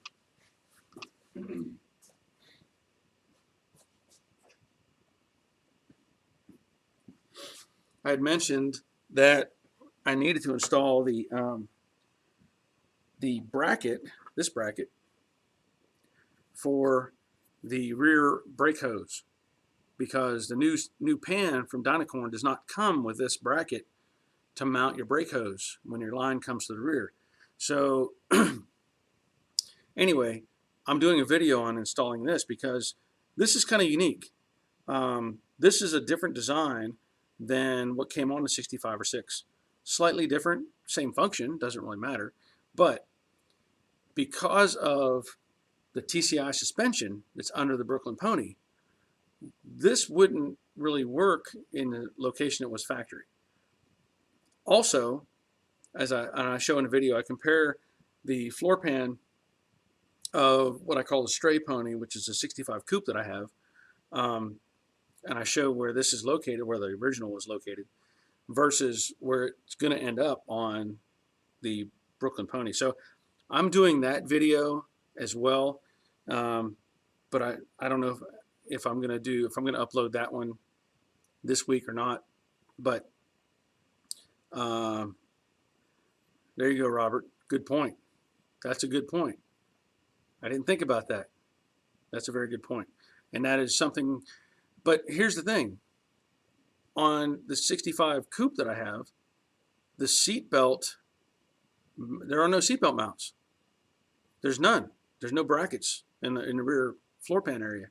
The 66, the new pan from Dynacorn, has the mount brackets. So that also kind of may come into play. Yeah, I'll answer you that, Romero. I do know the answer to that. Let me back up a second. Now, Neil has said I've seen people cautioning about welding on the Mustang shock towers due to a risk of causing cracks. Are you aware of there being any difference in the metallurgy in the shock towers versus frame rails? Honestly, I'm going to say there's probably not much of a difference. Those shock towers, they're going to, the old stuff, people would abuse these cars and they would develop cracks because of the stresses, being imposed on them. And I'm not going to say weld them, or I'm not going to say don't weld them. Me, if I wanted to, and if I felt like it, I would go ahead and weld them shut. That's just me. Now, what you could do, if you wanted to, is put a strap on the backside, weld them shut, and then you could add in some more welds on the perimeter of the strap if you really, wanted to. But I don't see it really being that big of a deal. But I could be wrong, so I'm not going to recommend either way. I just know that I would probably be comfortable welding it together or welding the hole shut, because here's the thing too. These cars aren't going to be driven like they were in the 70s. These aren't daily drivers. Most people aren't going to drive these every day. They're not going to be in bad weather. They're not going to be out hitting potholes and going over railroad tracks and abusing them. Most of these cars now have a sheltered life. They get fixed up, parked in the garage, go out to a car show, go get some ice cream, come home. You know what I mean? So there's a trade-off there. You know what I mean? Just my opinion. But I wouldn't have a problem welding them shut. Just the way I look at it. Let's see. Robert Adams, the hinge video reminded me of the hinges of trucks and those long, heavy GM two-door cars. Yeah. Oh, man, those old GM cars had some incredibly heavy doors. Robert Adams, the rear brake hose is a different spot on single versus dual exhaust. And that's something that is kind of coming into play with the Brooklyn Pony, because I've added those plates to the floor for the mount points for the duals. So I talk more about that with this. Robert Adams rear belts were an option in 65. I figured as much. When I saw my coupe, which my coupe is a V8 3-speed manual car. But that doesn't mean anything. You could probably order it with rear seatbelts or without. So, and that's maybe part of the reason. If I had looked at a 66 chassis, this bracket might be offset, whatever. But along with that, the TCI stuff is kind of in the way a little bit because there's some extra bracing in there. Leonard, I had a 57 Custom that I changed from automatic to manual, and that was a good one with all the pieces you had to change. Yeah, I'm sure. It's always tough doing that kind of conversion. Let's see. Marty Sims answers, Neil, same material as the frame, but the shock towers are cold formed and may have more strain hardening, and then the frame from, okay. And let's see, then the frame from the shock towers flexing. And that's kind of what I was talking about. These things are constantly under abuse, the shocks and springs pushing on them and all that sort of thing. But anyway, again, I don't see them suffering the same kind of abuse that they have. Where did the question go? Somebody had a question. Okay, Romero, do you know the reason why people punch holes in the shock towers? Yes. People punch holes in shock towers because they can't access the Zerk fittings on the upper control arm. Later model cars had a Zerk fitting with a 90-degree elbow so that the fitting came out. Early cars had a Zerk fitting that went straight out, and you couldn't access it.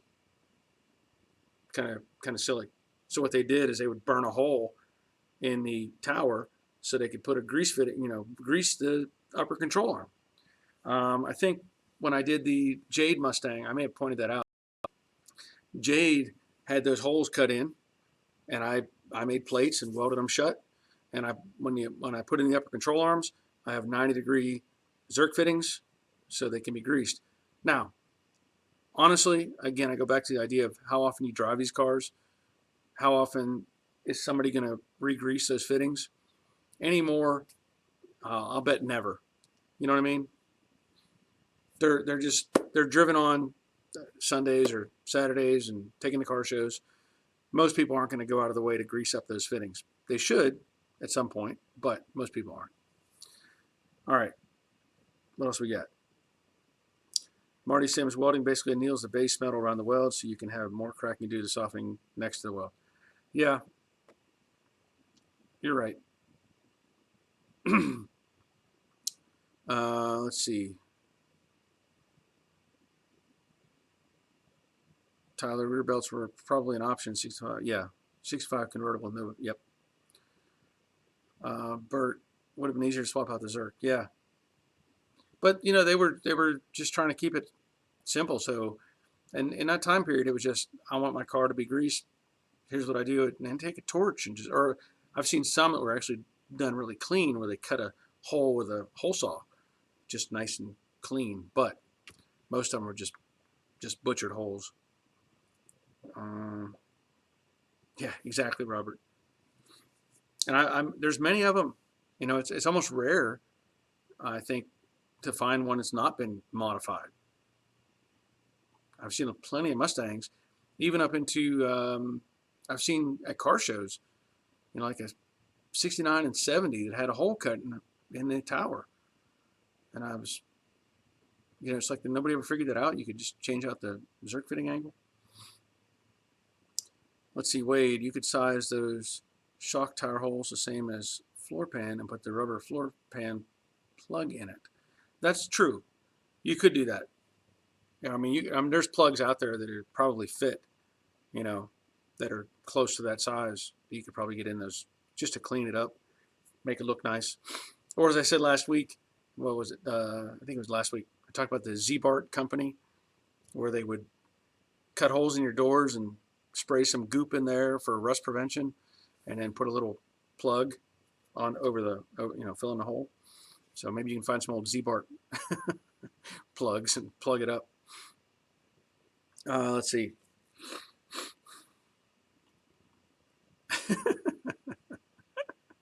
Leonard, I changed my 66 from grease to rubber A-frame uppers. Yeah, I mean and there's also, I believe there's some out there that have, you can do a bearing. You know, you can actually put in like a needle bearing or something. I haven't researched it very hard, but I think I have a friend who's put in some sort of a bearing surface in there. Marty Sims, this is what I was laughing at. Bert, welcome back. Rumors of your death have been greatly exaggerated. Get a bell for that. Andy, finally something rare about my 67 C code. Yeah, if it doesn't have holes, you're pretty rare. Yep. Heath 68 has the holes. Yeah, you know, it just became kind of like, I guess, a standard. People would realize, oh, you can do that. Why not cut it up? Who cares? But of course, now that's not what you want. So, man, I was just noticing. Let's see if I can. I try to point at stuff and it's backwards. There you go. 55. 55 people watching right now. Well, 55 logged on. There may be just some people listening. For some people, for some reason, I've had people tell me they sometimes just listen to what I have to say. It's not my wife.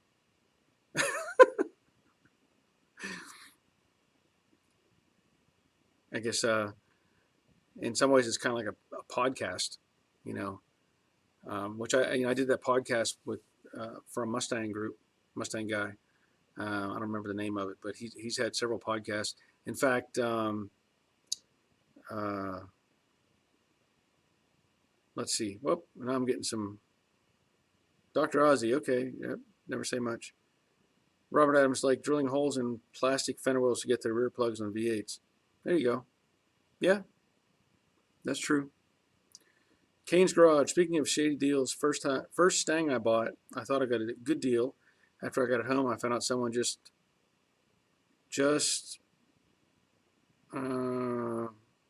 through. So you're okay. The word there says through, like as in through an eyeglass or something. You're talking through, like as in throw. I get it. A quarter over frame and wheel damage. Hate when people do this. Yeah, yeah. I posted pictures before. You get one more try, Kane. You get one more try. One more. Glad you're still here, Gary. You can do it, Kane. I'm watching. That's okay. I got fat thumbs too, and fingers. I'm not the best typist in the world. Um, let's see. Dave, following your lead in the 3M PPS cups, looks like they have a new updated version. Oh, that's cool. I have not kept up with it. I have a. There you go. What? Kane, I'm done. Yeah, that's okay. I knew. I figured it out. I did. I did. But that's okay. Um, Leonard, have you ever have to make tools for your projects? You know, I'm sure I have, um, but I probably can't pick one up right now and tell you what it is or what it was or why I did it. But I know I've made some things, um, but I can't. Again, I can't just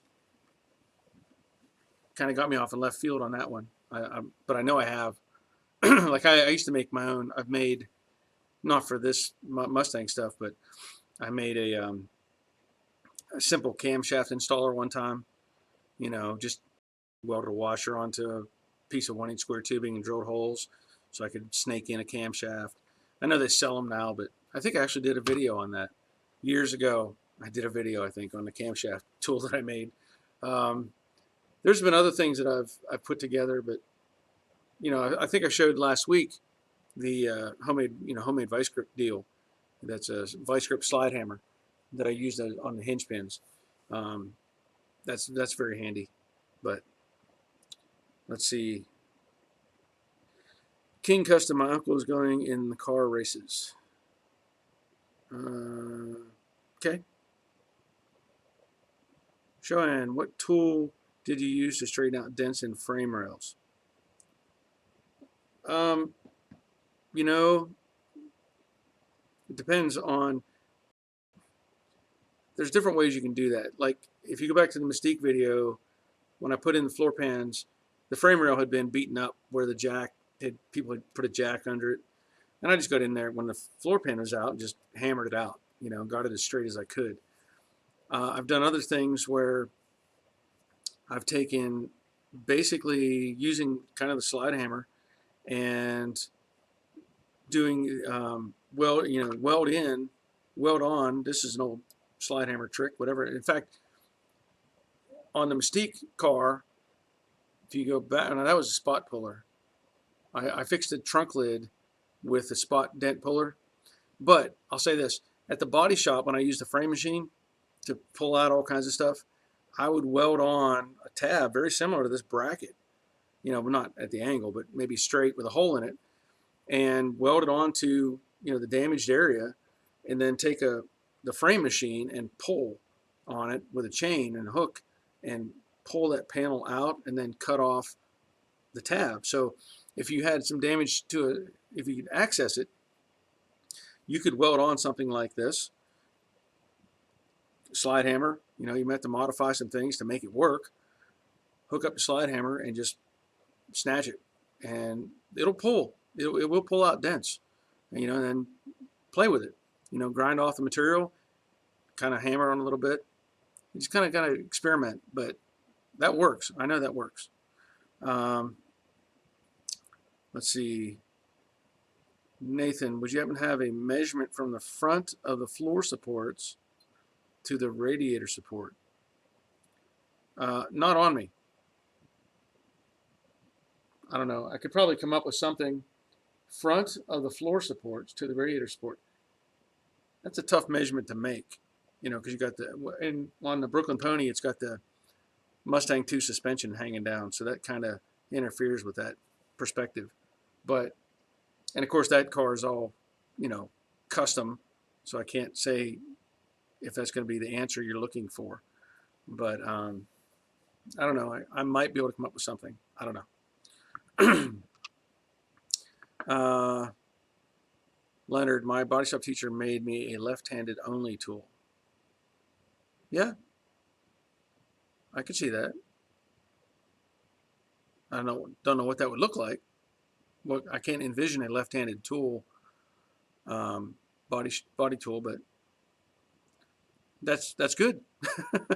Every little bit helps. Um, David, saw Bronco in your vids. What happened to it? I sold it. Somebody happened to see it. They decided they wanted it worse than I did, so I sold it.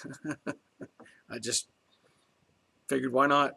You know, make a few dollars on it and look for another one. But I wanted to work on that thing, but it just somebody else wanted it worse than I did, so I sold it.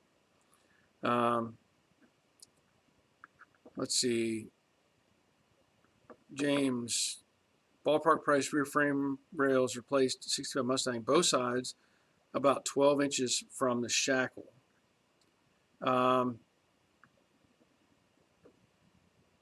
That's a tough one to answer because there's stuff that has to come out of there for that to happen, and probably to do it right, you have to pull the tail panel, the rear cross piece, um, you know, and then the way I do that, if I were to do it, I'd probably do a Z cut or something like that, where you notch it so that you share the load across a seam rather than a straight up weld.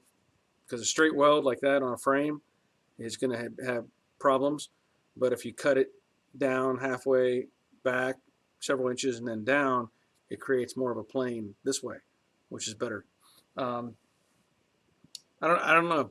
It's really hard to give you a price on that, honestly.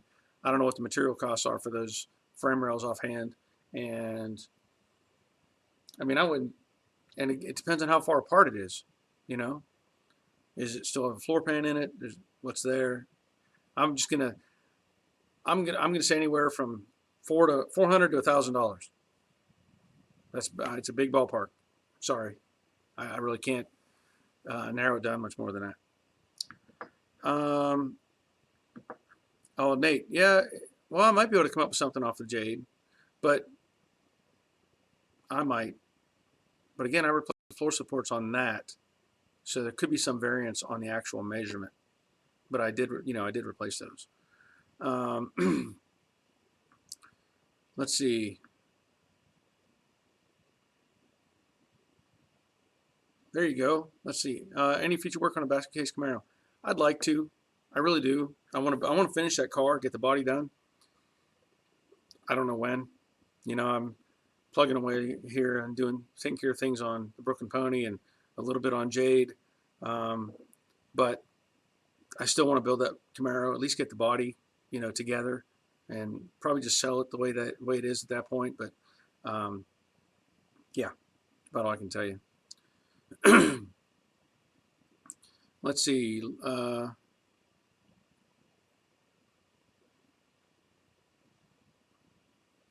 Robert and Nathan are working out something. That's good. That's what we need. Community, share information, help people out. You get a bell for that. Okay. Let's see. Leonard, he always told me to turn the day's project around. Okay. It's really hard to translate some sentences into visual sometimes of what that means. But I get the idea of what you're trying to say. Shannon Vaughn, using a floor jack, where's the best place to raise the front end on 67 Mustangs? That's a good question. I've done it different ways. I'm assuming the engine's still in it. A lot of people will go to the cross member. It's underneath the middle of the car. It's strong. It'll hold it. I've done it to where I've gone. Let me see if I can picture it in my head. I think I've actually put in some wood blocks before and shared the load across the front. But that center cross member under the engine, it should hold it fine. You know, it's a pretty tough piece. Um, David Spring, small parts, no paint booth. What would Joe Daddy do? Seeing King Custom.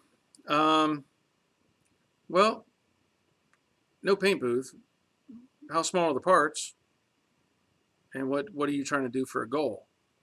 You know, when you say small parts, are you talking like this size? Are you talking this size?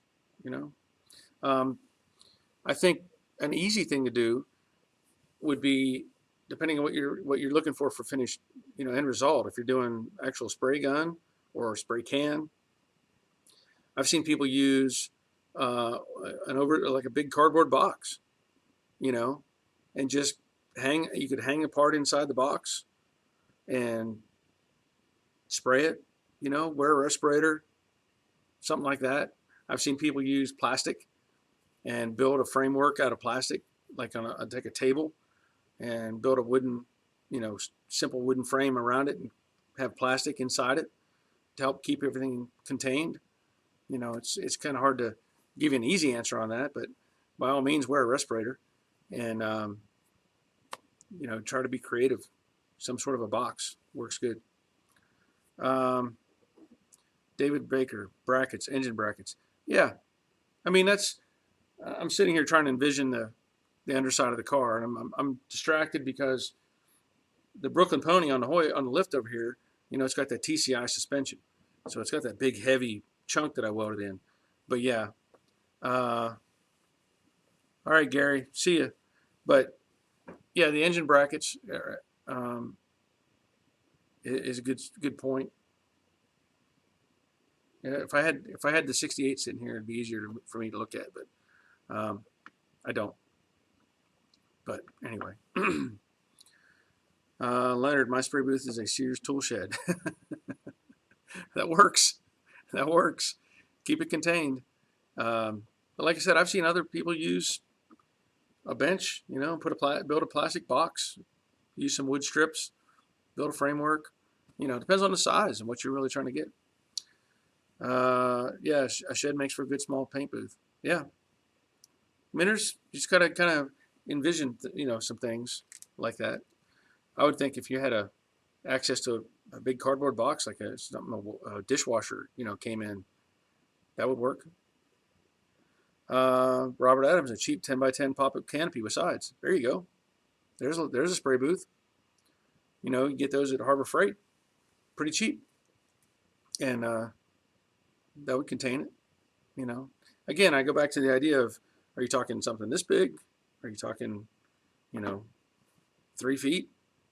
It's kind of hard to give a good answer for that, but I'm sure you'll come up with something. Let's see. What else was I was there was something else I was going to talk about. Oh, you know, I've talked about initially I was talking about cars and shady deals and different things. Um, I remember up at the junkyard, my dad's junkyard. You know, we'd have cars that show up at the junkyard that, I mean, they were junk. You know, but you also had people who they didn't want to spend more than like $100 for a car. So there were times where you'd have a car that was maybe shouldn't be driven anymore, but somebody desperate enough, they would, you know, buy it, and because they would say they were going to do some work to it or whatever. But you know, I can remember. Of course, this is in Pennsylvania where, you know, rust is everywhere. Um, but you know, sometimes people had to do what they had to do too. So I got to keep that in perspective. Not everybody can afford to buy a new car, or some people can't even afford to buy a really decent used car. So, you know, sometimes you have to go with what you can, you know. Um, Thomas, your videos are more interesting and informative than them cable shows. Well, thanks. Yeah, you know, and the advantage is, I guess, is I'm not under as much of a time constraint as the TV shows, but um, you know, the TV shows are all about drama. They got to have people arguing and fighting and complaining and throwing things or whatever. Yeah, I'm not going to do that. Of course, I'd only be throwing stuff at myself. and I argue with myself enough as it is, just not on camera. Yep. Oh, Gary, yeah. Thumbs up. Don't forget the thumbs up, guys. Boom, boom, boom. Helps the channel grow, helps the stats. So, yeah, if you don't mind, I appreciate that. Yeah, Joe, thank you. Appreciate that. Leonard, my first car was from a junkyard, paid $75 for it. Yeah. I mean, the thing is, I get frustrated when I see somebody trying to pass off a Mustang or a Camaro as being a good car when I know it's not, versus knowing it's a bad car, but you need something, so you're willing to spend next to nothing on it. So there's some trade-off there.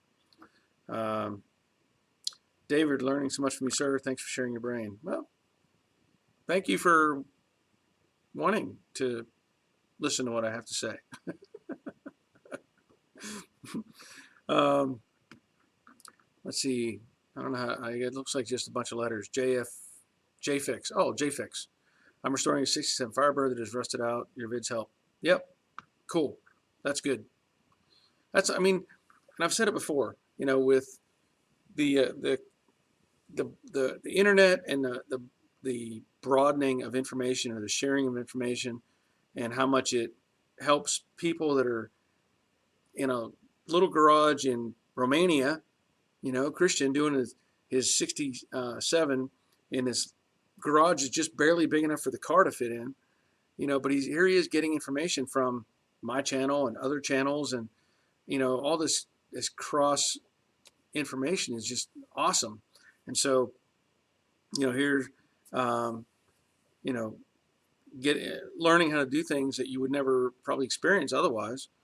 I think it's just great. I mean, I as I go on and I realize, subscribers continue to grow and channel grows and all that sort of thing. It's just still, as I said before, it boggles my mind, the whole concept of me communicating indirectly with people all over the planet. I mean, it's just really, it's kind of weird to think about, honestly. um, Tyler, my first 66 LTD was a trade-in headed for the scrapyard. Yeah. Yeah. I mean, there's still life in certain cars, if you can. I bought I actually bought it twice. I had a 67 Plymouth, and I mentioned this before. When I was in the military, I had a 67 Plymouth, and I traded it in on my 72 Chevy, and then I found the car for sale later, a year or so later, and they were trying to get rid of it for next to nothing because it didn't run. And I looked at the car. I realized it was the car that I owned, and they said they had a tune-up done and it wouldn't run. And I paid them. I mean, they sold it for like $300. 67 Plymouth Belvedere, two-door hardtop, black vinyl top, burgundy color. And I said I'd buy it, and I bought it.